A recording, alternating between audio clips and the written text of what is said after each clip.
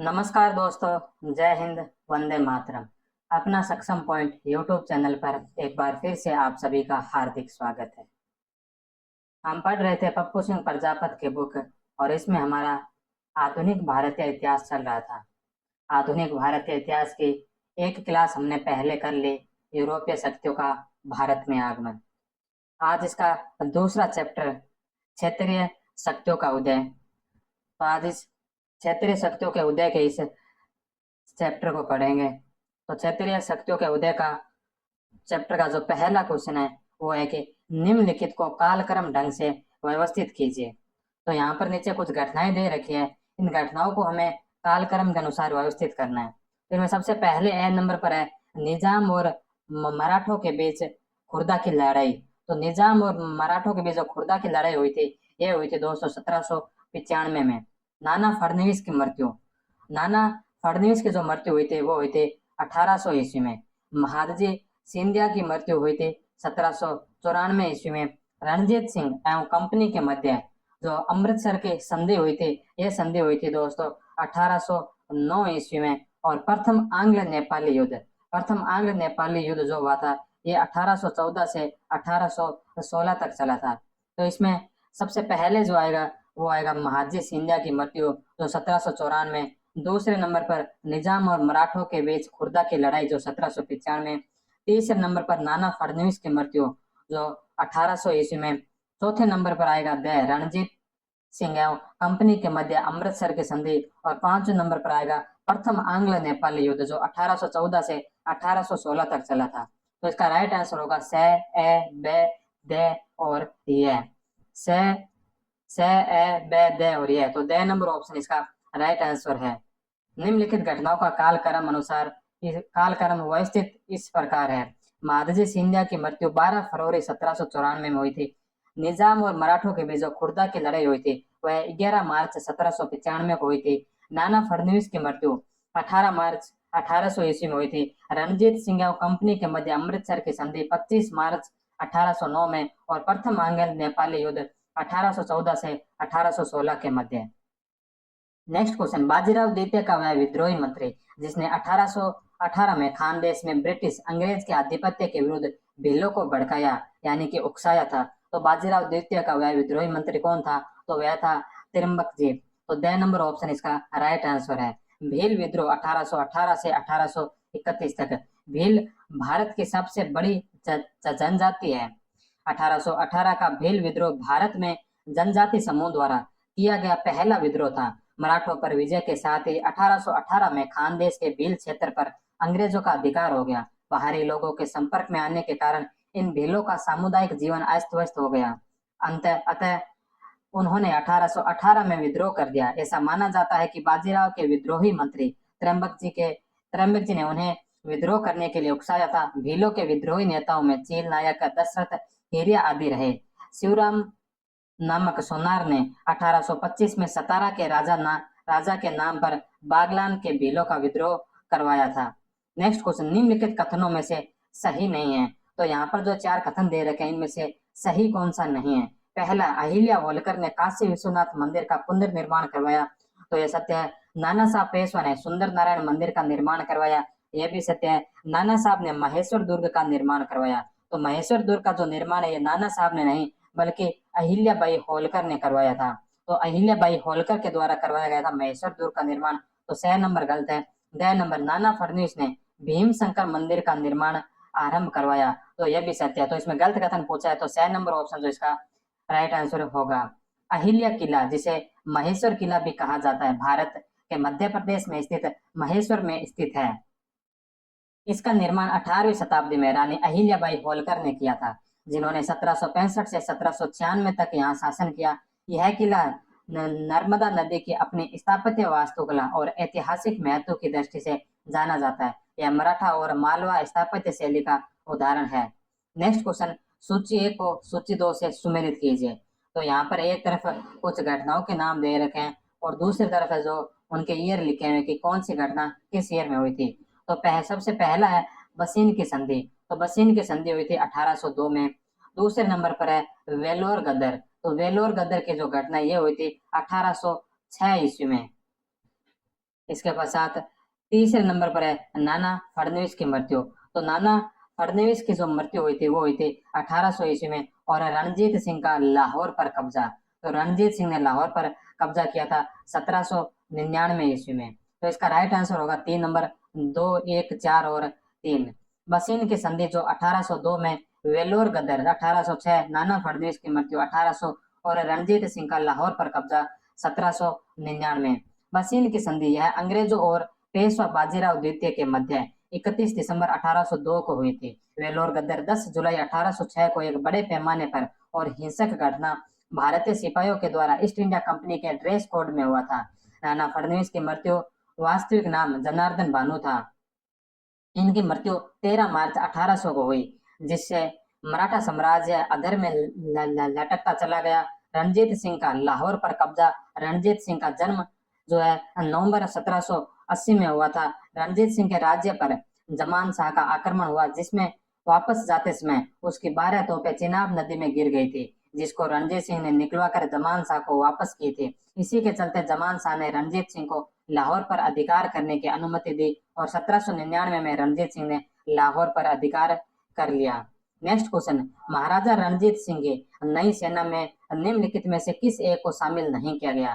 तो महाराजा रणजीत सिंह की सेना में बिहारी शामिल थे, डोगरा शामिल थे और गोरखा शामिल थे। गुजराती है जो इसमें शामिल नहीं थे। तो 4 नंबर ऑप्शन इसका राइट आंसर होगा। रणजीत सिंह की सेना को 2 भागों में बांटा जा सकता है। पहला फौजा ए खास या फौज ए आइन अर्थात नियमित सेना, और दूसरी फौज ए बेकवायद अर्थात अनियमित सेना। रणजीत सिंह के शासन ने सुधार, आधुनिकीकरण, बुनियादी ढांचे में निवेश और सामान्य समृद्धि की शुरुआत की। इसकी खालसा सेना और सरकार में सिख, हिंदू, मुस्लिम और यूरोपीय शामिल थे, जिसमें बिहारी, डोगरा, गोरखा आदि लोग सम्मिलित थे। रणजीत सिंह की सेना को इटालियन सेनापति बंतुरा ने प्रशिक्षित किया था, जिसके निर्देशन में पैदल सेना का गठन किया गया। घुड़सवार सेना को यूरोपीय ढंग से प्रशिक्षण हेतु 1882 में फ्रांसीसी सेनापति एलार्ड को नियुक्त किया, लेकिन घुड़सवार परेड को घृणा की दृष्टि से देखते थे और प्रशिक्षण में रक्स ए लुलुआ, नर्तकी की चाल के नाम से पुकारते थे। लॉर्ड ऑकलैंड ने 1838 में पंजाब का दौरा करते समय रणजीत सिंह के घुड़सवार सेना को देखकर कहा था, यह संसार की सबसे सुंदर फौज है। नेक्स्ट क्वेश्चन, शिवाजी के बाद गुरिल्ला युद्ध नीति, गुरिल्ला रणनीति के सर्वश्रेष्ठ प्रतिपादक के तौर पर किसे जाना जाता है? तो शिवाजी के बाद जो गुरिल्ला रणनीति के सर्वश्रेष्ठ प्रतिपादक के रूप में जाना जाता है वो है बाजीराव प्रथम। इसमें बालाजी बाजीराव दे रखा है, लेकिन इसके जो गुरिल्ला रणनीति के जो सर्वश्रेष्ठ पेशवा थे वो थे बाजीराव प्रथम। तो इसका 3 नंबर ऑप्शन है जो राइट होगा। बाजीराव प्रथम अपनी योग्यता तथा सूझबूझ के बल पर इन कठिनाइयों पर विजय पाने में सफल रहा। मुगल साम्राज्य के प्रति अपनी नीति की घोषणा करते हुए कहा, हमें इस जर्जर वृक्ष के तने पर प्रहार करना चाहिए, शाखाएं तो स्वयं ही गिर जाएगी। बाजीराव ने हिंदू पद पातशाही के आदर्श का प्रचार किया और इसे लोकप्रिय बनाया। शिवाजी महाराज के बाद बाजीराव प्रथम ने गुरिल्ला युद्ध नीति को अपनाया था। नेक्स्ट क्वेश्चन, इसमें से कौन सा सही है? तो यहाँ पर 4-5 कथन दे रखे हैं, तो इनमें से सही कौन सा यह बताना है। पहला, गुरु गोविंद सिंह की मृत्यु के बाद बंदा बहादुर को नेता चुना गया, तो यह बात सत्य है। 2 नंबर, बंदा बहादुर 1709 में समाना पर धावा किया, यह भी सत्य है। 6 नंबर, बंदा बहादुर ने हिसार से राजस्व संग्रहित किया, तो 6 नंबर भी सत्य है।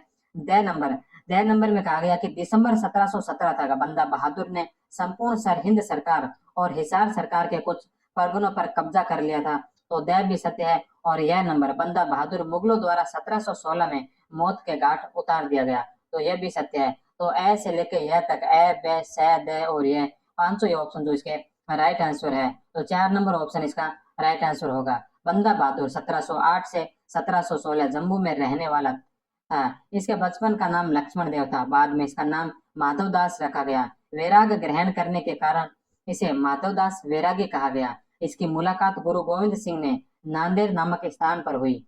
इसने अपने अभियान की शुरुआत सोनीपत से की। इसने सरहिंद के सूबेदार वजीर खान को पराजित किया और मार डाला। सरहिंद के 28 परगनों पर अधिकार कर लिया। वहां मुगल अधिकारियों को हटाकर सिख अधिकारियों की नियुक्ति कर लिया और इसने गुरु नानक और गुरु गोविंद सिंह के नाम से सिक्के चलवाए और सिख राज्य की मुहर बनवाई। 1716 में गुरदासपुर के पास युद्ध चल रहा था, वहीं पर इसे घेर लिया गया और 8 महीने के घेरे के बाद इसने आत्मसमर्पण कर दिया और फर्रुखसियर के शासनकाल में इसे दिल्ली में मृत्युदंड दे दिया गया। नेक्स्ट क्वेश्चन, निम्नलिखित घटनाओं को सबसे पहले शुरू से कालक्रम अनुसार व्यवस्थित करना है। तो यहाँ पर कुछ घटनाएं दे रखी है, उनको शुरू से अंत तक कालक्रम में व्यवस्थित करना है। तो सबसे पहला नाम है सूरत की संधि। तो सूरत की जो संधि हुई थी वो हुई थी 1775 में। दूसरे नंबर पर है बड़गांव कन्वेंशन। तो बड़गांव कन्वेंशन जो ये हुआ था 1779 में। तीसरे नंबर पर आता है मंगलोर की संधि। तो मंगलोर की संधि हुई थी 1784 में। चौथे नंबर पर है पुरंदर की संधि। तो पुरंदर की संधि 1776 में। और सालबाई की संधि जो हुई थी वो हुई थी 1782 में। तो इसमें सबसे पहले आएगा सूरत की संधि। सूरत की संधि के बाद पुरंदर की संधि, पुरंदर की संधि के बाद बड़गांव कन्वेंशन, बड़गांव कन्वेंशन के बाद सालबाई की संधि और सबसे अंत में आएगी मंगलोर की संधि। तो ए द बे ये और से। तो 3 नंबर ऑप्शन इसका राइट आंसर है। सूरत की संधि 1775 में रघुनाथ राव राघवा और बंबई सरकार के बीच हुई। इस संधि में यह तय हुआ कि अंग्रेज 2500 सैनिकों के साथ रघुनाथ राव को पेशवा बनाने में मदद करेंगे, जिसका व्यय रघुनाथ राव को वहन करना था। पुरंदर की संधि 1 मार्च 1776 ईस्वी में की गई। कलकत्ता काउंसिल ने बंबई सरकार की सूरत संधि को मानने से इनकार कर दिया तथा कलकत्ता की अंग्रेजी सरकार की ओर से वॉरेन हेस्टिंग्स ने पुनः दरबार में कर्नल अपटन को भेजकर यह संधि की थी। बड़गांव कन्वेंशन, बड़गांव की संधि जो 1779 ईस्वी में की गई। इस संधि में यह निश्चित हुआ कि 1773 ईस्वी से बंबई सरकार द्वारा जीती गई भूमि सारी भूमि लौटा दी जाएगी, बंगाल से पहुंचने वाली फौज हटा ली जाएगी तथा सिंधिया को बड़ौज के राजस्व का एक भाग मिलेगा। सालबाई की संधि, यह संधि सिंधिया की मध्यस्थता के कारण पुनः दरबार और अंग्रेजों के बीच 17 मई 1782 को हुई थी। मंगलोर की संधि, मंगलोर की जो संधि है ये अंग्रेजों की तरफ से गवर्नर लॉर्ड मैकार्टनी और टीपू के बीच मार्च 1784 ईस्वी में की गई थी। नेक्स्ट क्वेश्चन, केवी कृष्ण अय्यर के अनुसार किस शक्ति के द्वारा कोझिकोड की विजय के साथ मम्मनकम का मेला समाप्त हुआ? तो यह किसके हुआ था? तो यह मैसूर के सुल्तान के द्वारा। तो 2 नंबर ऑप्शन इसका राइट आंसर है। ममानकम या मामगम दक्षिणी भारत के तिरुनावाय में पेरार नील नदी पोननी या भरतपुजुआ के तट पर स्थित है। यह केरल का द्विवार्षिक मध्यकालीन मेला था। केवी कृष्ण अय्यर के अनुसार अंतिम मामानकम मेला 1755 ईस्वी में आयोजित किया गया। मामानकम मैसूर के सुल्तान हैदर अली 1766 द्वारा कोझिकोड की विजय के साथ समाप्त हो गया और सेरिंगपट्टम 1792 के बाद की संधि के साथ समाप्त हुआ। नेक्स्ट क्वेश्चन, निम्नलिखित कथनों पर विचार कीजिए एवं सही कथन को चिन्हित कीजिए। तो यहाँ पर कुछ कथन दे रखे हैं, इनमें से हमें बताना है कि कौन कौन से कथन है जो सत्य है। तो सबसे पहला, टिप्पू सुल्तान ने स्वयं को पातशाह घोषित किया और उसके नाम से खुतबा पढ़ा जाता था। तो ये बात है जो सत्य है। बे नंबर, टिप्पू सुल्तान ने मोहम्मद युंग का आरंभ किया। तो ये बात भी सत्य है। तीसरा नंबर, टिप्पू ने इमामी नामक नई मुद्रा चलाई। तो टिप्पू ने इमामी नामक नई मुद्रा चलाई, ये बात भी सत्य है। द नंबर, टिप्पू ने अपने शासन में महदवियों का उत्पीड़न किया।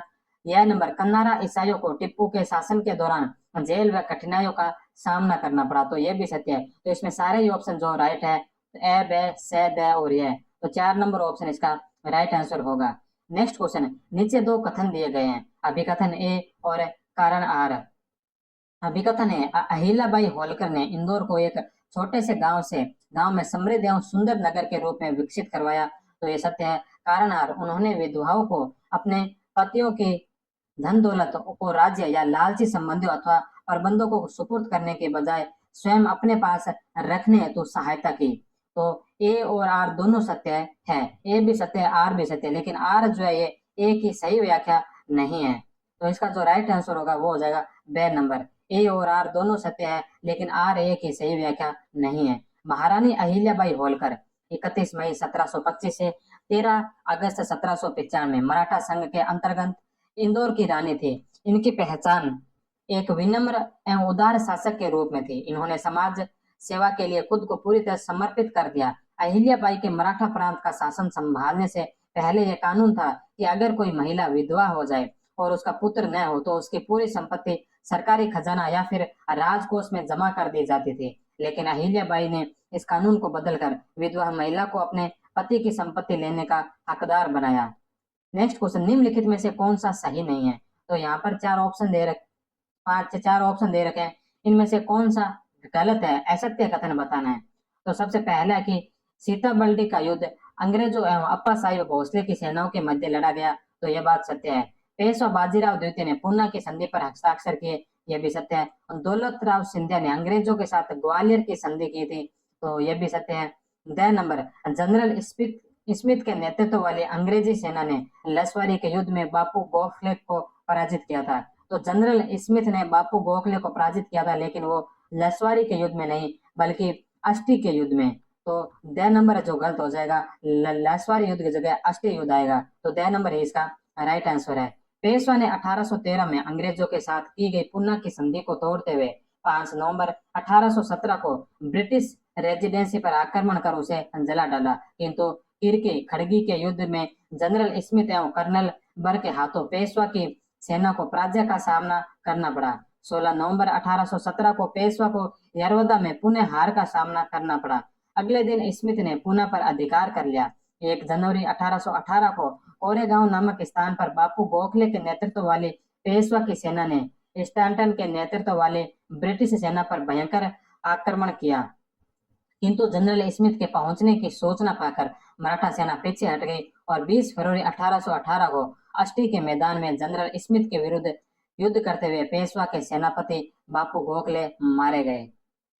नेक्स्ट क्वेश्चन, वर्ष 1819 में अफगानों से कश्मीर को किसने जीता था? तो 1819 में अफगानों से कश्मीर को जो जीता था वो उन शासक का नाम था रणजीत सिंह।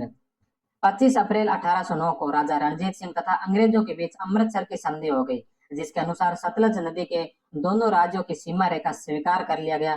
कंपनी के राज्य की सीमा सतलज तक फैल गई और ऑक्टरलोनी के नेतृत्व वाली एक ब्रिटिश सेना को लुधियाना में तैनात कर दिया गया। रणजीत सिंह को सतलज के दूसरी तरफ उत्तर पश्चिम में विस्तार की खुली छूट मिल गई। इसका फायदा उठाते हुए उसने मुल्तान 1818, कश्मीर 1819 और पेशावर पर अधिकार कर एक विस्तृत राज्य का निर्माण किया।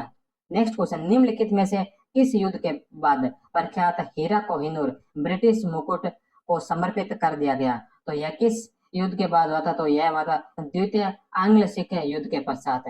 द्वितीय आंग्ल सिख युद्ध 1848 से 1849। प्रथम युद्ध के पराजय के बाद सिख सेना खालसा शक्ति को पुनः प्रतिष्ठित करना चाहती थी। सिख डलहौजी की साम्राज्यवादी नीति के विरोधी थे। रानी जिंदल के साथ अंग्रेजों ने बहुत बुरा व्यवहार किया।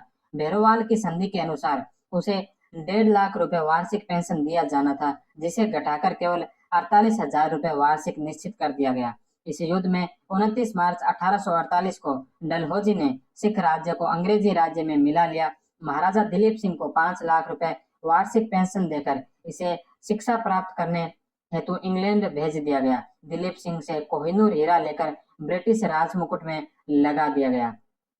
नेक्स्ट क्वेश्चन है कि निम्नलिखित में से कौन सा कथन सत्य है? तो इसमें से हमें सत्य कथन बताना है कि कौन सा है। पहला, रानी जिंदल को बनारस में एक कैदी के रूप में रखा गया, ये बात सत्य है। बे नंबर, रानी जिंदल ने नेपाल के राजा से उसे आश्रय देने की प्रार्थना की थी, तो बे नंबर भी सत्य है। स नंबर, दिलीप सिंह ने 1853 में ईसाई धर्म को अपनाया था, तो स नंबर भी सत्य है। द नंबर, दिलीप सिंह ने पुनः ईसाई धर्म त्यागा और सिख आस्था को पुनः अपनाया, तो द भी सत्य है। दिलीप सिंह की मृत्यु लंदन में हुई थी, तो दिलीप सिंह की मृत्यु लंदन में नहीं बल्कि पेरिस में हुई थी, तो यह जो गलत है। दिलीप सिंह की मृत्यु लंदन की जगह पेरिस में हुई थी, तो ए बे स और द इसमें राइट है। 3 नंबर ऑप्शन। महाराजा दिलीप सिंह की 1893 में 55 वर्ष की आयु में पेरिस में मृत्यु हो गई। उन्होंने 1860 में अपनी मां को इंग्लैंड लाने के लिए और 1863 में अपनी मां के शरीर का अंतिम संस्कार करने के लिए केवल 2 संक्षिप्त एवं नियमित यात्राओं के दौरान 15 वर्षों के अंतराल पर भारत को देखा था। पंजाब के शेर के बेटे के अंतिम संस्कार के प्रतीकात्मक महत्व और ब्रिटिश शासन के प्रति बढ़ती नाराजगी को देखते हुए अशांति के डर से महाराजा दिलीप सिंह के शरीर को भारत लौटाने की इच्छा का सम्मान नहीं किया गया। उनके शरीर को ईसाई रीति रिवाजों के अनुसार भारत कार्यालय की देखरेख में दिलीप सिंह की एडवेंटेज चर्च के कब्रिस्तान में दफनाया गया। उनकी कब्र के बगल में उनकी पत्नी महारानी बम्बा और उनके बेटे प्रिंस एडवर्ड अल्बर्ट का भी कब्र है। नेक्स्ट क्वेश्चन, निम्नलिखित कथनों को कालक्रम अनुसार व्यवस्थित कीजिए। तो यहाँ पर कुछ घटनाओं का जिक्र कर रखा है, उनको हमें कालक्रम में व्यवस्थित करना है। सबसे पहला था कि बंदा बहादुर के नेतृत्व में सिख विद्रोह। तो बंदा बहादुर के नेतृत्व में सिख विद्रोह हुआ था, वो हुआ था 1709 ईस्वी में। साहू को राजा बनाया गया, तो साहू को राजा बनाया था 1707 में। जय सिंह को मालवा का गवर्नर नियुक्त किया, तो जय सिंह को मालवा का गवर्नर नियुक्त किया था 1713 में। बहादुर शाह की मृत्यु, तो बहादुर शाह की मृत्यु 1712 में। और अजीत सिंह को गुजरात का गवर्नर बनाया, तो अजीत सिंह को गुजरात का गवर्नर बनाया था 1713 ईस्वी में। तो इसका जो राइट आंसर होगा बे ए दे से और यह, तो 4 नंबर ऑप्शन इसका राइट आंसर है। सही घटनाओं का व्यवस्थित क्रम इस प्रकार है। साहू को राजा बनाया गया 1707, बंदा बहादुर के नेतृत्व में सिख विद्रोह 1709, बहादुर शाह की मृत्यु 1712, जय सिंह को मालवा का गवर्नर नियुक्त किया गया 1713 और अजीत सिंह को गुजरात का गवर्नर नियुक्त किया गया 1713। नेक्स्ट क्वेश्चन, निम्नलिखित गद्यांश को पढ़े और प्रश्न के उत्तर दीजिए। गुजरात से जम्मू तक और इटक से रोहिलखंड तक सिंधिया और सिखों को छोड़कर कोई शक्तिशाली नहीं थे। शेष अन्य सभी नाम मात्र थे। यदि उनमें विवाद उत्पन्न हो जाए तो उनमें गंभीर और महत्वपूर्ण टकराव होगा। यदि उनमें एकता स्थापित हो जाए तो उनकी शक्ति अप्रतिरोध्य होगी। मुगल सम्राट द्वारा महादजी सिंधिया को किस उपाधि से सम्मानित किया गया था? तो मुगल सम्राट ने महादजी सिंधिया को जो उपाधि दी थी वह उपाधि थी वकील मुतलक।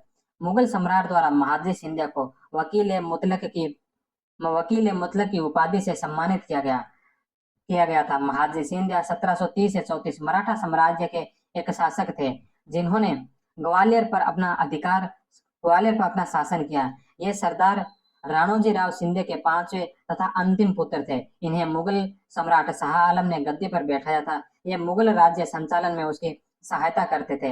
ये पेशवा बाजीराव प्रथम के शासनकाल में महादजी सिंधे छोटे से पद से पदोन्नति करके उच्च पद पर पहुंच गया। 1803 में द्वितीय युद्ध में भाग लिया और घाव लगने के कारण सदा के लिए अपने एक पैर से लंगड़े हो गए। अतः भारत में उनकी प्रतिष्ठा इतनी बढ़ गई कि 1771 ईस्वी में मुगल सम्राट शाह आलम को दिल्ली के सिंहासन पर पुनः आसीन किया और इनका संरक्षक बन गया तथा वकील मुतलक की उपाधि भी ग्रहण की। नेक्स्ट क्वेश्चन, महादजी सिंधिया की मृत्यु किस वर्ष हुई? तो महादजी सिंधिया की जो मृत्यु है वो हुई थी 1794 ईस्वी में। महादजी सिंधिया की जो मृत्यु है वो 1794 ईस्वी में हुई थी। नेक्स्ट क्वेश्चन, सालबाई की संधि 1782 का सही प्रावधान क्लोज क्या है? मराठा और ब्रिटिश मुगलों के विरुद्ध सहयोग करेंगे। ब्रिटिश ने बसीन मराठा को लौटा दिया। रघुनाथ राव ने पेशवा की उपाधि पर अपना दावा छोड़ दिया। तो 3 नंबर ऑप्शन है जो इसका राइट आंसर है। सालबाई संधि के मुख्य प्रावधान निम्नलिखित थे। यह संधि सिंधिया की मध्यस्थता के कारण पुनः दरबार और अंग्रेजों के बीच 17 मई 1782 को हुई थी। माधव नारायण राव पेशवा स्वीकार कर लिया गया। सालसेठ द्वीप और थाना दुर्ग अंग्रेजों को दिए गए। अंग्रेजों ने राघोबा का पक्ष छोड़ दिया और उसे निर्वाह के लिए 31 लाख रुपए वार्षिक पेंशन दी गई। सिंधिया को यमुना के पश्चिम की सारी भूमि वापस मिल गई और हैदर अली को इस संधि में सम्मिलित न था, वह भूमि छोड़ देनी पड़ी और उसे अरकाट के नवाब से जीती थी। नेक्स्ट क्वेश्चन, किस पेशवा के शासन के दौरान मराठा राज्य कटक से अटक तक अपने प्रादेशिक विस्तार की पराकाष्ठा पर था? तो वह था बालाजी बाजीराव। 3 नंबर ऑप्शन, बालाजी बाजीराव पेशवा के शासनकाल के दौरान मराठा राज्य कटक से अटक तक अपने प्रादेशिक विस्तार की पराकाष्ठा पर था। नेक्स्ट क्वेश्चन, निम्नलिखित में से किसने कृष्ण से अटक तक मराठा के विस्तार की नीति का अनुसरण किया? तो वह थे बाजीराव प्रथम।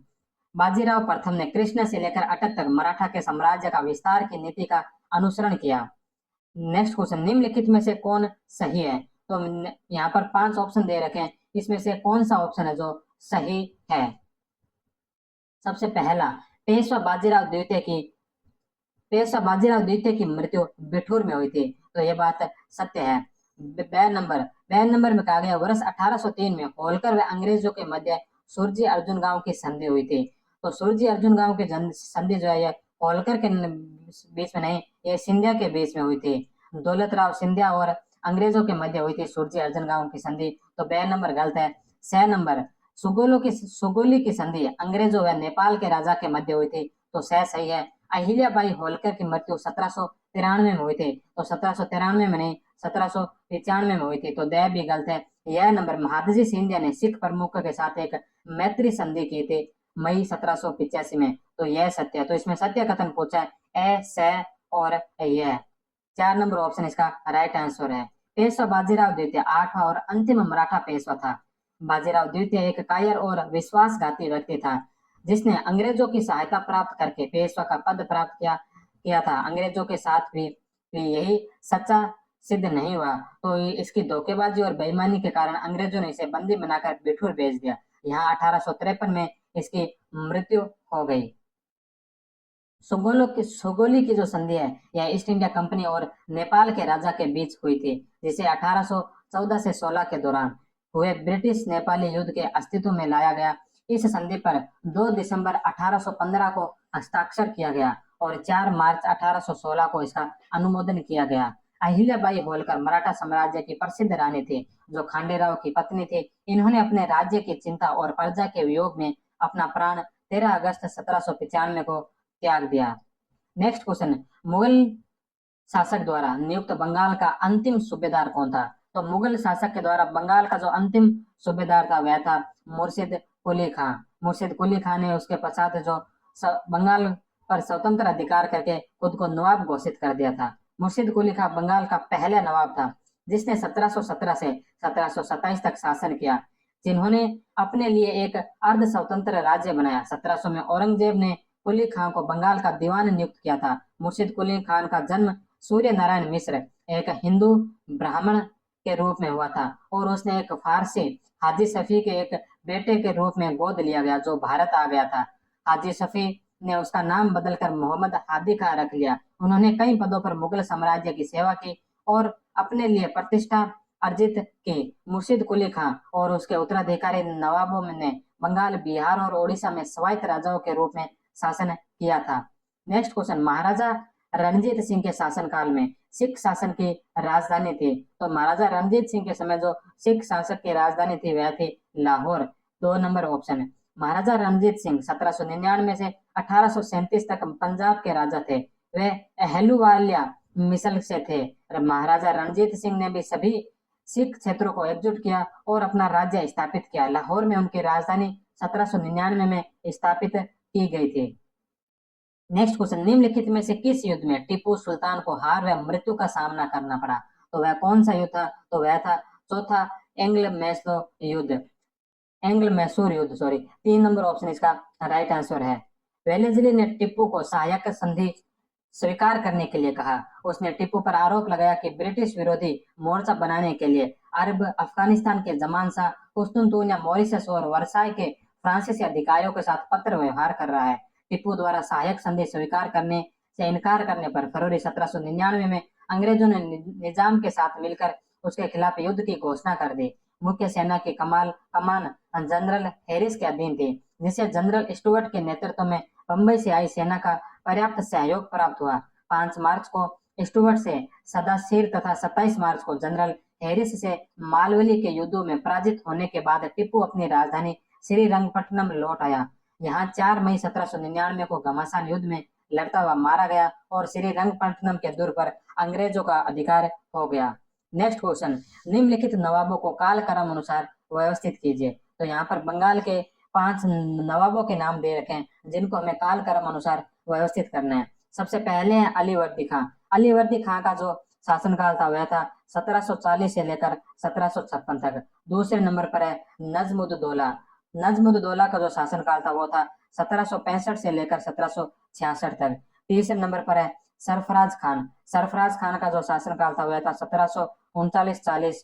चौथे नंबर पर है सिराजुद्दौला। सिराजुद्दौला का जो शासनकाल था वह था 1756 से 57। और 5वें नंबर पर है सुजाउद्दीन है। सुजाउद्दीन का जो शासनकाल था वह था 1727 से 39। तो इनमें सबसे पहला जो आएगा वो आएगा 5 नंबर सुजाउद्दीन। सुजाउद्दीन के पश्चात सरफराज खान। सरफराज सरफराज खान के बाद अलीवर्दी खान। अलीवर्दी खान के बाद सिराजुद्दौला और सबसे अंत में आएंगे नजमुद्दौला। तो 5, 3, 1, 4 और 2। तो 2 नंबर ऑप्शन इसका राइट आंसर है। बंगाल के कुछ अन्य नवाबों के क्रम। मुर्शिद कुली खां 1717 से 1727।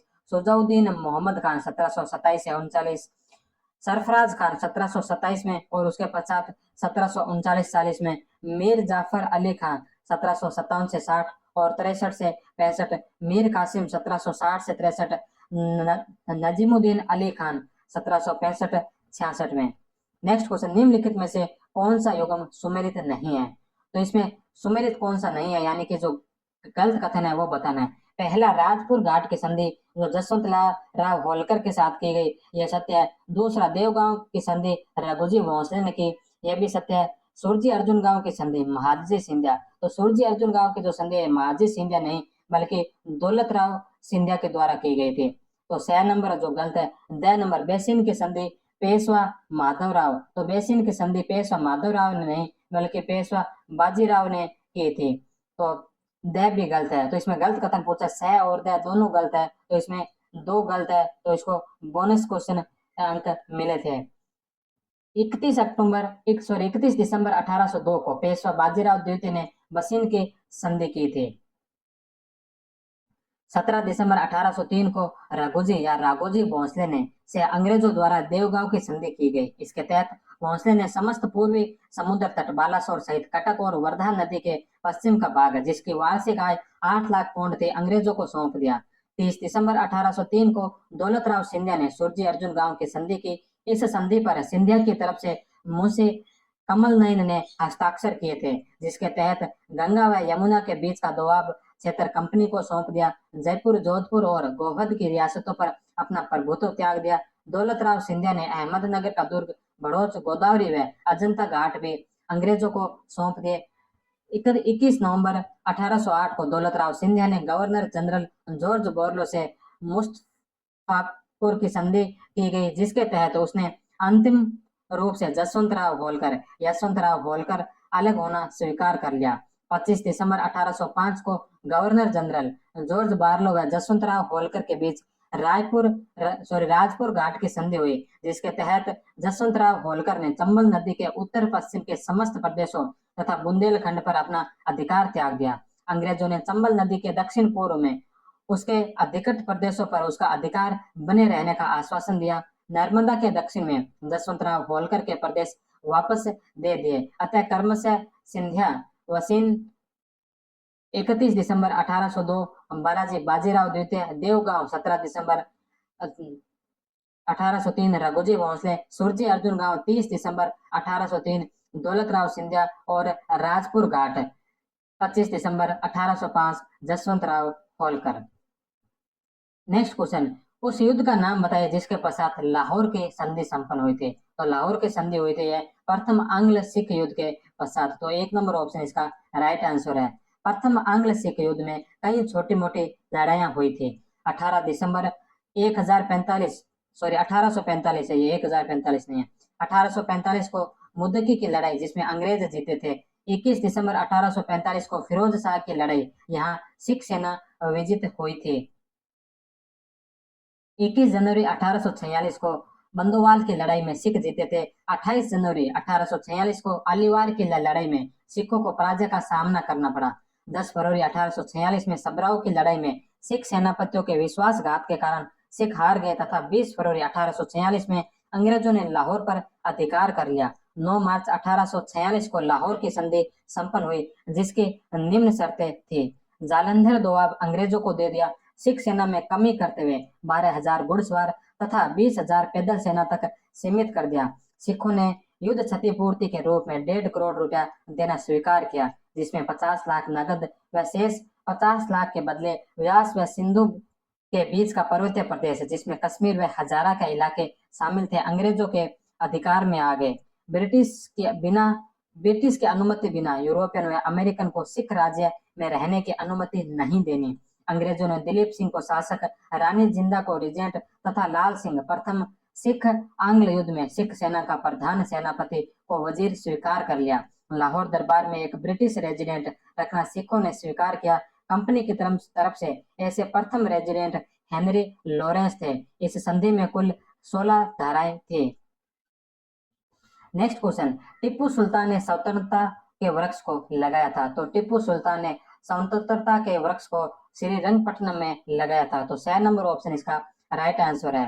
टीपू ने फ्रांसीसी सैनिकों के निवेदन पर 1797 में श्रीरंगपट्टनम में एक जैकोबिन क्लब की स्थापना की और इस अवसर पर 2300 गोले तथा 500 हवाई रॉकेट चलाए। उसने श्रीरंगपट्टनम में स्वतंत्रता का वृक्ष लगाया, स्वयं जैकोबिन क्लब का सदस्य बना और निरंकुश शासकों को समाप्त करने की घोषणा करते हुए नागरिक टीपू की उपाधि धारण की। नेक्स्ट क्वेश्चन, रणजीत सिंह की किस सैनिक टुकड़ी में फ्रांसीसी सैनिक भर्ती किए गए।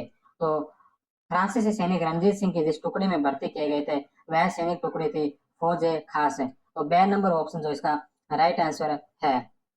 रणजीत सिंह ने यूरोपीय सैन्य व्यवस्था के आधार पर एक कुशल एवं प्रशिक्षित सेना का गठन किया। रणजीत सिंह की सेना एशिया की दूसरी सर्वश्रेष्ठ सेना थी। रणजीत सिंह की सेना को 2 भागों में बांटा जा सकता है। पहला, फौज खास या फौज आइन या आदर्श सेना। यह एक नियमित स्थायी सेना थी। यह सेना घुड़सवार, पैदल एवं तोपखाना में विभक्त थी। घुड़सवार सेना को अलार्ड ने प्रशिक्षण दिया था। पैदल सेना का प्रशिक्षक वेंटुरा था। दूसरे नंबर जो सेना का प्रकार है वो है फौज बैकवाइड या फौज आम। यह एक अनियमित सेना थी। इसके मुख्यतः 3 भाग थे, घुड़चड्डा खास, अकाली एवं मिसलदारों की सेना। रणजीत सिंह की सेना में अलार्ड, वेंटुरा, कोट, गार्डनर व अविटेबल आदि फौज खास से जुड़े हुए थे। नेक्स्ट क्वेश्चन, अमृतसर की संधि कब हुआ, किसके मध्य हुई थी। तो अमृतसर की जो संधि है ये हुई थी 1809 में अंग्रेजों व रणजीत सिंह के मध्य। तो 6 नंबर इसका राइट आंसर है। 1808 में अंग्रेजों ने रणजीत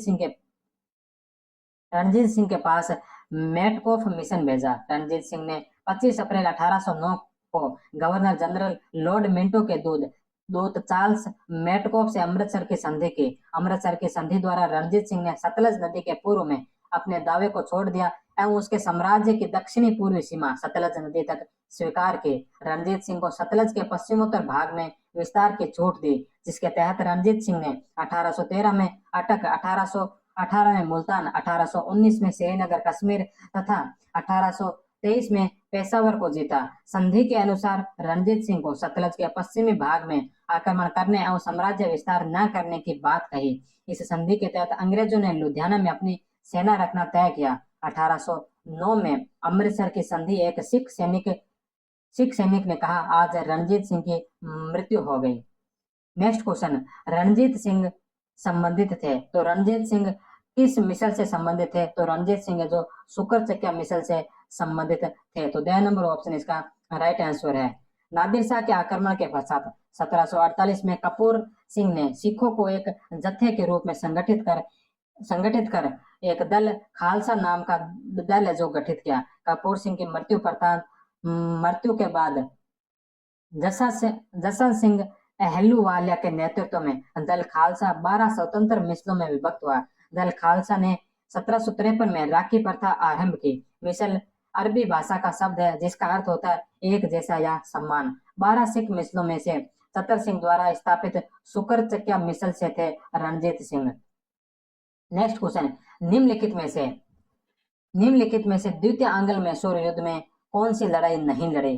तो कोर्टोनोवा, सालिंगपुर और पोइलूर, ये तीनों जो लड़ाई है द्वितीय आंग्ल मैसूर युद्ध में लड़ी गई थी। लेकिन मालवली की जो लड़ाई है ये चतुर्थ आंग्ल मैसूर युद्ध में लड़ी गई थी 1709 ईस्वी में।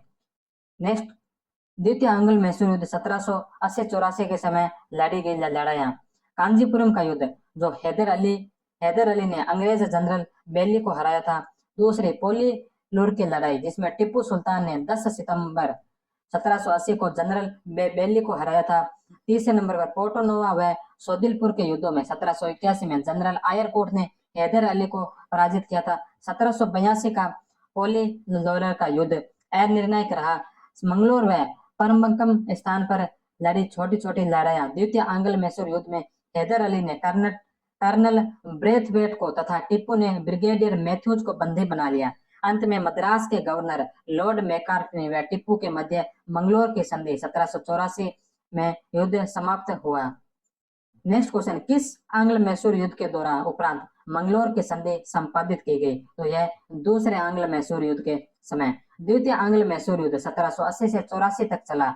अंग्रेजों ने 1769 ईस्वी में कि मद्रास की संधि की शर्तों के अनुसार आचरण नहीं किया और 1770 ईस्वी में हैदर अली को समझौते के अनुसार उस पर सहायता नहीं दी। जब मराठों ने उस पर आक्रमण किया था, अंग्रेजों के इस विश्वासघात से हैदर अली को अत्यधिक क्षोभ हुआ। उसका क्रोध और भी बढ़ गया जब अंग्रेजों ने हैदर अली की राज्य सीमाओं के अंतर्गत माही की फ्रांसीसी बस्तियों पर आक्रमण कर अधिकार कर लिया। उसने मराठा और निजाम के साथ 1780 में त्रिपक्षीय संधि की, जिसे द्वितीय मैसूर युद्ध आरंभ हो गया। इस युद्ध के बीच हैदर अली की मृत्यु हो गई, किंतु उसके पुत्र और उत्तराधिकारी टिप्पू सुल्तान ने युद्ध जारी रखा और बेदनूर पर अंग्रेजों के आक्रमण को असफल कर मंगलोर जा घेरा।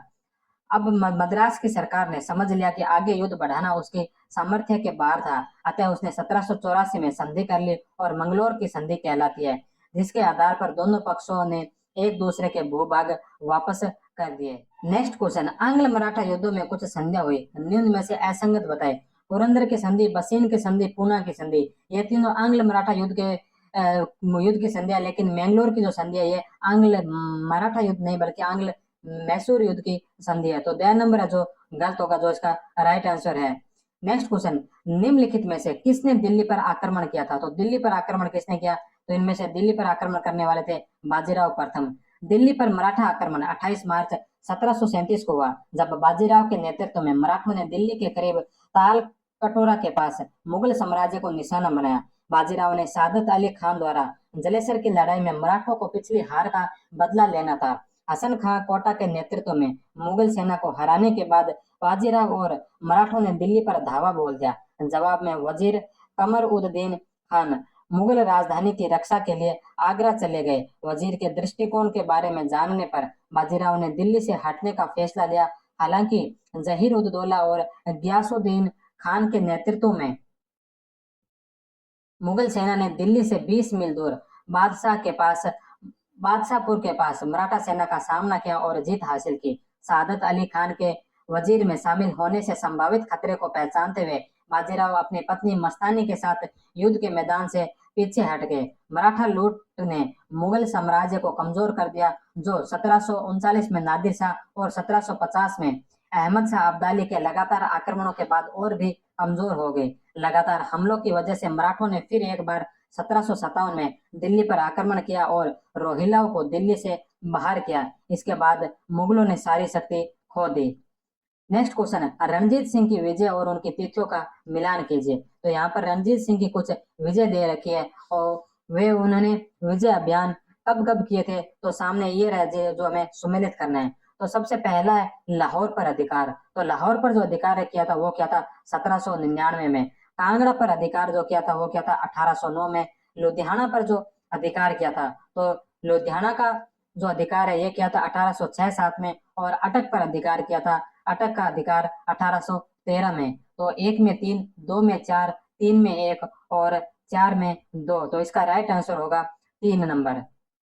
नेक्स्ट क्वेश्चन, पालखेड़ा के युद्ध में हैदराबाद के निजाम को किसने पराजित किया? तो पालखेड़ा के युद्ध में हैदराबाद के निजाम को पराजित करने वाले पेशवा थे बाजीराव प्रथम। तो पेशवा बाजीराव प्रथम। पालखेड़ा का युद्ध 28 फरवरी 1728 को हुआ था। यह युद्ध मराठा साम्राज्य के पेशवा बाजीराव प्रथम और हैदराबाद के निजाम आसफ जाह प्रथम के बीच हुआ था। इस युद्ध में बाजीराव ने निजाम को हराया। मराठों के विरुद्ध अपने पराजय के बाद निजाम को 6 मार्च 1728 को मुंगी शिवगांव की संधि पर हस्ताक्षर करने के लिए बाध्य होना पड़ा। नेक्स्ट क्वेश्चन, भाऊ को दक्षिण में कोई अतिरिक्त पुनर्बल नहीं प्राप्त हुआ। उन्होंने जमुना के किनारे की पर्याप्त सुरक्षा नहीं करने तथा दक्षिण से संबंध बनाए रखने की भारी भूल की थी। इस युद्ध में मराठा पूरी तरह पराजित और बर्बाद हो गए। उनके लिए यह आपदा थी। विश्वासराव और सदाशिवराव भाऊ की हत्या हो गई। अधिकांश अधिकारीगण पराजित हो गए। सैन्य बल का एक हिस्सा नरसंहार का शिकार हो गया तथा पूर्णतः नष्ट हो गया। शेष सैनिकों का पीछा कर उनकी हत्या कर दी गई। विजेताओं ने बड़े पैमाने पर धन को जब्त कर लिया। अनुमानतः मराठों को कुल 50,000 अश्व, 2 लाख मवेशी, हजारों ऊंट, कई सौ गज तथा भारी मात्रा में नगद धनराशि व जेवर की हानि हुई। उपरोक्त गद्यांश में पूछे गए प्रश्नों के उत्तर दें। तो सबसे पहला क्वेश्चन है कि इस युद्ध के चश्मदीद गवाह कौन थे? तो इस युद्ध के जो चश्मदीद गवाह थे वो थे काशीराज पंडित। नेक्स्ट क्वेश्चन है, इस युद्ध के मुख्य सेनापति कौन था? तो इस युद्ध का मुख्य सेनापति था सदाशिवराव भाऊ। नेक्स्ट क्वेश्चन है कि निम्नलिखित गद्यांश में किस महत्वपूर्ण युद्ध का उल्लेख है? तो यह पानीपत के तीसरे युद्ध का उल्लेख है। नेक्स्ट क्वेश्चन, निम्नलिखित में क्या मराठा के पराजय का कारण नहीं था? तो इसमें मराठा के पराजय का कारण कौन सा नहीं था? उत्तर भारत के सभी मुस्लिम शासक मराठों के विरुद्ध एकजुट हो गए, तो यह तो पराजय का कारण था। सूरजमल जाट के अलावा हिंदू शासकों ने इसमें भाग और भाव का समर्थन नहीं किया, तो यह भी सत्य है। मराठा युद्ध कर्म और गौरवपूर्ण कृत्य करने में कमजोर पड़ गए, तो ये बात तो नहीं है। मराठा कमजोर तो नहीं पड़े थे, लेकिन वो अकेले पड़ गए थे, उनका किसी ने साथ नहीं दिया था। मराठों के प्रधानों में अभियान मुहिम की योजना के संबंध में मतांतर था, तो यह भी सत्य है। तो ये तीनों तो सही है, लेकिन जो पराजय का कारण नहीं था वो है 6 नंबर। तो 6 नंबर जो इसका राइट आंसर होगा।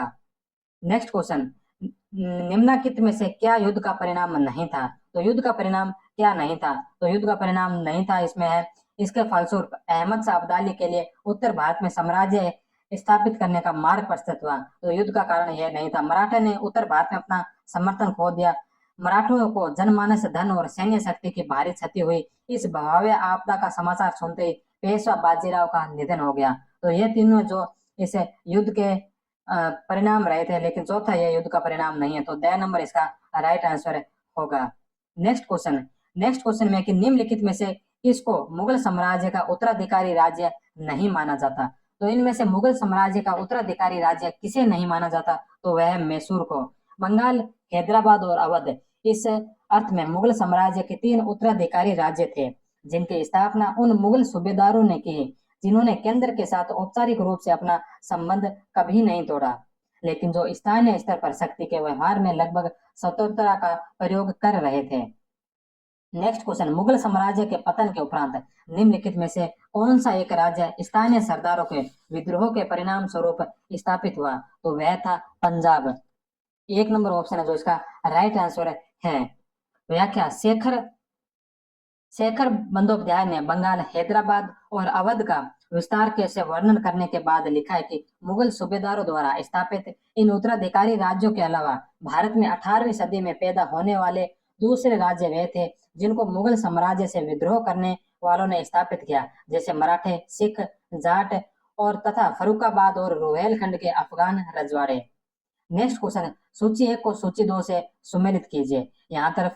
यहाँ पर एक पहली सूची में 18वीं शताब्दी के नए राजवंश और दूसरी तरफ उनके संस्थापकों के नाम दे रखे हैं। तो सबसे पहला है हैदराबाद। तो हैदराबाद का जो संस्थापक था वो था निजाम उल मुल्क। दूसरे नंबर पर है अवध का संस्थापक था सादत अली खां। तीसरे नंबर पर है बंगाल। तो बंगाल का जो संस्थापक था वह था मुर्शिद कुली खां। और अर्काट का जो संस्थापक था वह था सादुतुल्ला खां। तो 1 में 2, 2 में 1, 3 में 4 और 4 में 3। तो 2 नंबर ऑप्शन है जो इसका राइट आंसर होगा। नेक्स्ट क्वेश्चन में भी सूची 1 को सूची 2 से सुमेलित करना है। एक तरफ राज्यों के नाम दे रखे हैं और दूसरी तरफ उनके शासकों के नाम दे रखे हैं। तो सबसे पहला नाम आता है हैदराबाद। तो हैदराबाद के शासक थे निजाम उल मुल्क आसफ जहां।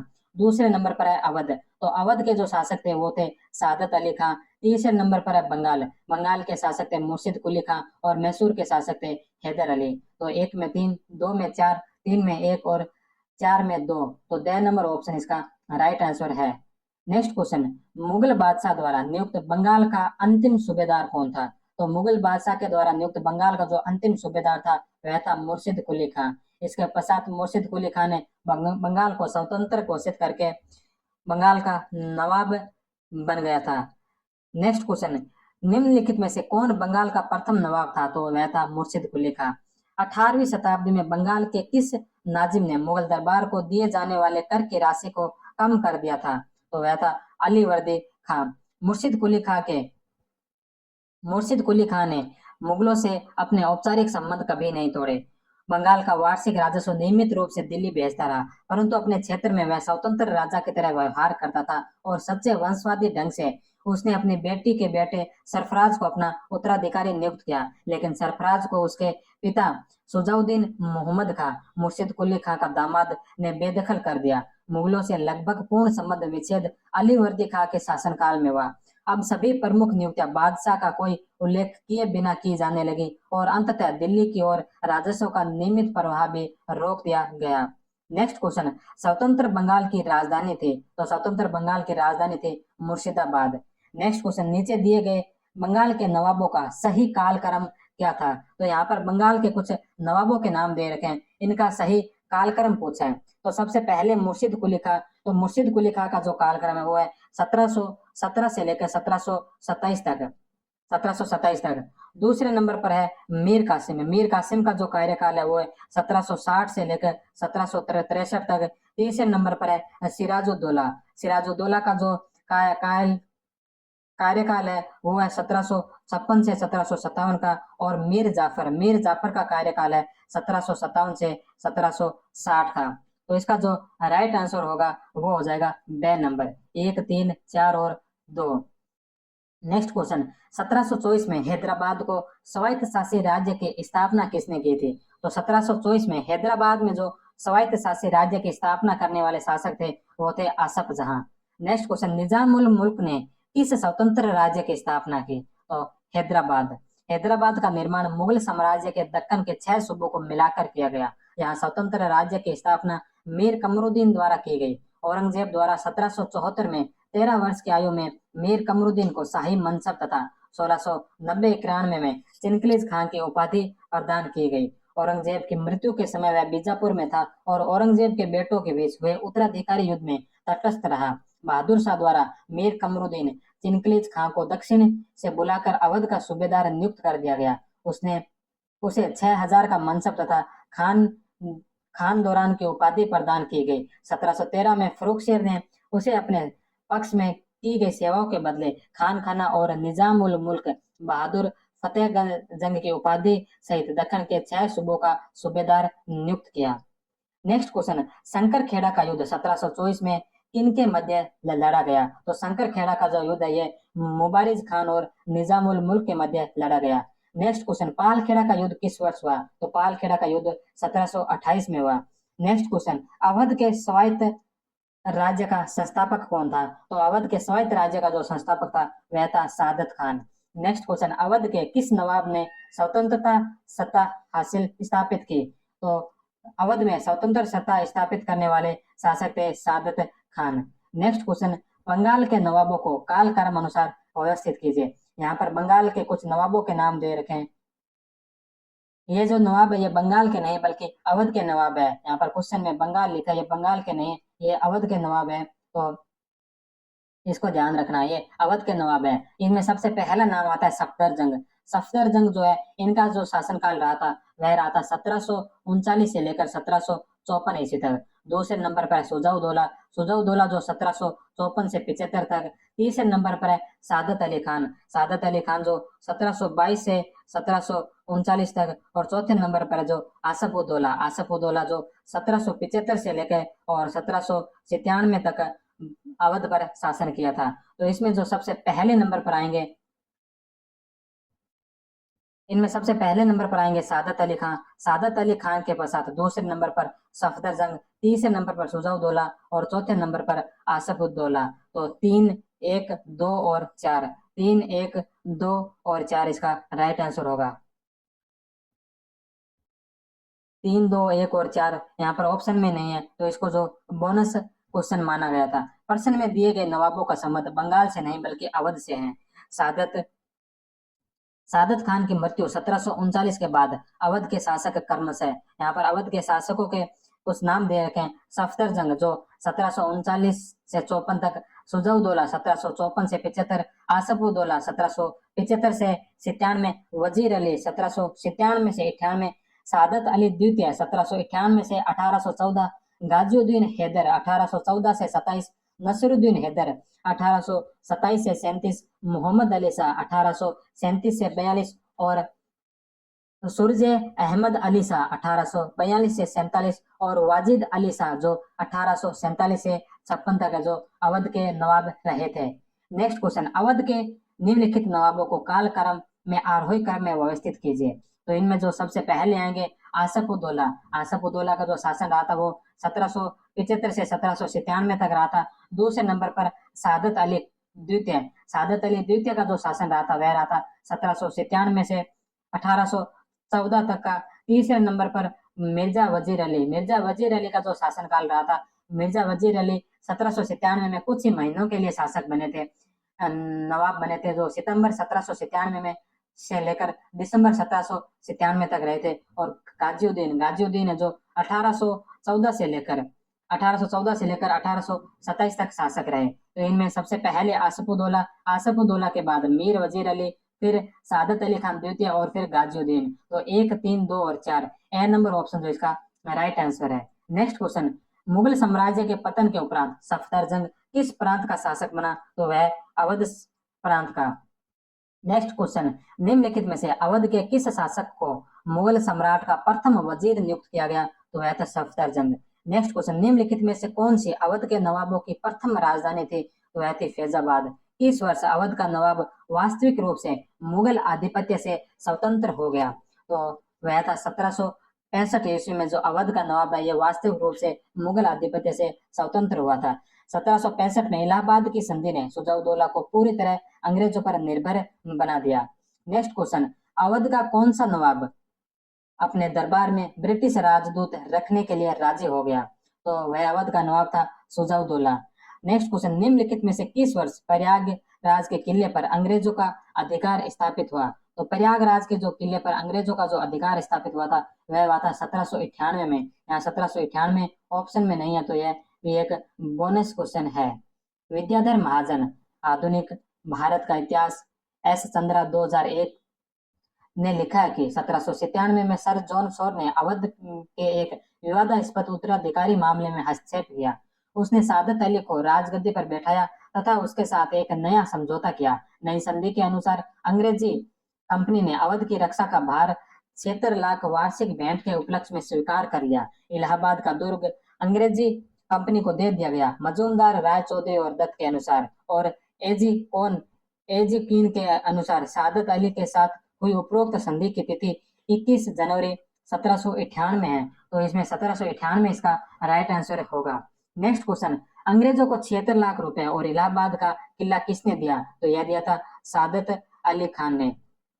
नेक्स्ट क्वेश्चन है कि अवध के प्रशासन पर निम्नलिखित रिपोर्टों को पढ़े और नीचे दिए गए कोड से उनका कालक्रम इसका कालक्रम का पता करें। तो पहली जो रिपोर्ट है वो है narrative of the genre through the upper provinces of Hindustan. तो ये जो रिपोर्ट है ये 1824-25 की। दूसरी journey through the kingdom of Awadh in the year से 1849-50 की। और आउटरम की जो रिपोर्ट है ये है 1855 की। तो इसमें सबसे ये तीनों जो क्रम वाइज है, ये 1824-25, ये 49-50 और ये 1855। तो 1, 2 और 3 ए नंबर ऑप्शन जो इसका राइट आंसर होगा। Narrative of a journey through upper province of Hindustan नामक रिपोर्ट बिशप हेबर ने नवाब गाजिउद्दीन हैदर के शासनकाल के दौरान 1824-25 में अपनी अवध यात्रा के समय तैयार की। Journey through kingdom of Awadh in the years 1849-50 शीर्षक रिपोर्ट अवध के रेजिडेंट स्लीमैन 1848 से 54 ने 1851 में प्रस्तुत की। स्लीमैन के बाद 1854 में अवध के रेजिडेंट नियुक्त किए गए। आउटरम ने अपनी रिपोर्ट 1855 में तैयार की, जिसके आधार पर 1856 में अवध का ब्रिटिश साम्राज्य में विलय कर लिया गया। नेक्स्ट क्वेश्चन है कि निम्नलिखित में से कौन सा ब्रिटिश अधिकारी अवध को ब्रिटिश साम्राज्य में शामिल किए जाने के पक्ष में नहीं था? तो वह शासक था स्लीमन। 4 नंबर ऑप्शन जो इसका राइट आंसर है। नेक्स्ट क्वेश्चन, निम्नलिखित में से किस ब्रिटिश रेजिडेंट की रिपोर्ट पर फरवरी 1856 में अवध का विलय किया गया? तो वह ब्रिटिश रेजिडेंट थे कर्नल आउटरम ने 1855 में रिपोर्ट प्रस्तुत की और उसी रिपोर्ट के आधार पर फरवरी 1856 में अवध का जो ब्रिटिश साम्राज्य में विलय कर लिया गया। नेक्स्ट क्वेश्चन, अवध का अंतिम शासक कौन था? तो अवध का अंतिम शासक था वाजिद अली शाह। नेक्स्ट क्वेश्चन, निम्न जाट नेताओं का नाम कालक्रम अनुसार व्यवस्थित कीजिए। तो यहाँ पर जो 4 जाट नेताओं के नाम दे रखे हैं उनका कालक्रम व्यवस्थित करना है। तो राजाराम जो है ये 1685 के आसपास के हैं। सूरजमल 1756 से लेकर 1763 के हैं। गोकुल गोकुल जो है ये 1669 के हैं। और चूड़ामन जो जिसे जाट राज्य के वास्तविक संस्थापक कहा जाता है, ये है 1695 से लेकर 1727 तक के। तो इनमें जो सबसे पहले जो आएंगे वो आएंगे गोकुल के पश्चात राजाराम के पश्चात चूड़ामन, और चूड़ामन के पश्चात सूरजमल। तो इसका जो राइट आंसर होगा वो हो जाएगा 3, 1, 4 और 2। तो बी नंबर ऑप्शन है जो इसका राइट आंसर होगा। भरतपुर राज्य जाट राज्य का स्थापित किसने किया था? तो भरतपुर का जाट राज्य चूड़ामन के द्वारा स्थापित किया गया था। नेक्स्ट क्वेश्चन, जाट समुदाय का प्लेटो किसे कहा जाता है? तो जाट समुदाय का जो प्लेटो कहा जाता है वो थे महाराजा सूरजमल। ए नंबर ऑप्शन। नेक्स्ट क्वेश्चन, निम्नलिखित में से किस शासक ने 18वीं शताब्दी में डचों को पराजित किया था? तो डचों को पराजित किया था मार्तंड वर्मा ने। नेक्स्ट क्वेश्चन, 18वीं शताब्दी के मध्य त्रावणकोर राज्य के निम्नलिखित शासकों में से किसने अपने आधिपत्य के प्रसार वृद्धि की एक स्थायी सेना और विवेकपूर्ण प्रशासन स्थापित किया और विदेश व्यापार को प्रोत्साहित किया? तो वह थे मार्तंड वर्मा। नेक्स्ट क्वेश्चन और अंतिम क्वेश्चन, मालाबार के किस शासक ने 1766 में मैसूर से होने वाले धावे को रोका था और डच तथा अंग्रेजी व्यापारिक कंपनियों को नियंत्रण में रखने के लिए काली मिर्च के व्यापार पर अपनी शर्तें लागू की थी? तो वह कौन थे? तो वह थे वाम्पा पलासी राजा। ए नंबर ऑप्शन इसका राइट आंसर है। तो इसके साथ ही जो आज की जो क्लास है यहीं पर समाप्त होती है। इसके पश्चात अगली क्लास में हम पढ़ेंगे भारत में औपनिवेशिक शासन की स्थापना जो 1757 से 1857 तक तथा ब्रिटिश सर्वोच्चता का विकास है। तब तक आपका बहुत बहुत धन्यवाद। जय हिंद, वंदे मातरम।